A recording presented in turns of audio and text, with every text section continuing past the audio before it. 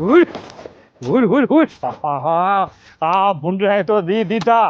આહા, ઠંડા પાણીને અંદર ઘરી જાય છે વાડીમાં. ઈ હઈ હઈ નીલ ગાય. આહા, નીલ ગાય ઉડે ભૂંડરા. ઓહોહો. લે લે લે, આ વીજળી તો જો કેવું કે છાટે છે. અને હા, ત્યાં તો કોઈ પાણી નથી દેખાતા. નક્કી કાંઈક છે ખરું. હેંડો બીજું ડોહીને પૂછીએ. ઈ, ઈ, હઈ, હઈ. અરે અરે અરે બીજું ડોહી, તમે આ શું કરો છો? આ મોંઘા ભાવની દવા શેઠે છટાય? હા, આ તો હરે કૃષ્ણ વાળાની ડિફેન્ડર નામની દવા છે, ઈ શેઢે જ છટાય. એટલે કે ભૂલ, રોજડા, લીલગાય તમારા ખેતરમાં આવી ન હગે.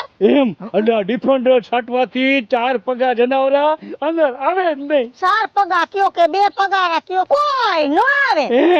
પણ આ પાકને તો નુકસાન કરે ને. અરે ના, જરાય નુકસાન ન કરે. નુકસાન છે ને ન કરે. આપણા ખેતરમાં જંગલી જનાવરથી આપણને બચાવે છે.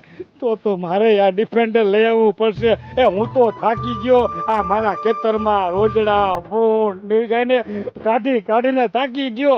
હવે હું ડિફેન્ડર લઈ આવીશ. અટાણે જાવ નજીકના શહેરમાં એગ્રો સેન્ટરમાં જઈને કહેવાનું કે હરે કૃષ્ણ વાળાની ડિફેન્ડર નામની દવા આપો. પછી જોવો હરે કૃષ્ણ વાળાનો ધુબાકો. હા, ડિફેન્ડર અને હરે કૃષ્ણ ઓર્ગેનિક બરાબર ને? યાદ રહી ગયું, ડિફેન્ડર.